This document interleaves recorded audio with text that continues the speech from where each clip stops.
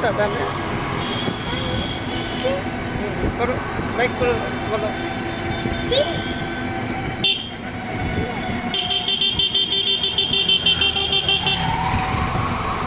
দেখো আদিশটা এখন পাপার দোকানে যাচ্ছে।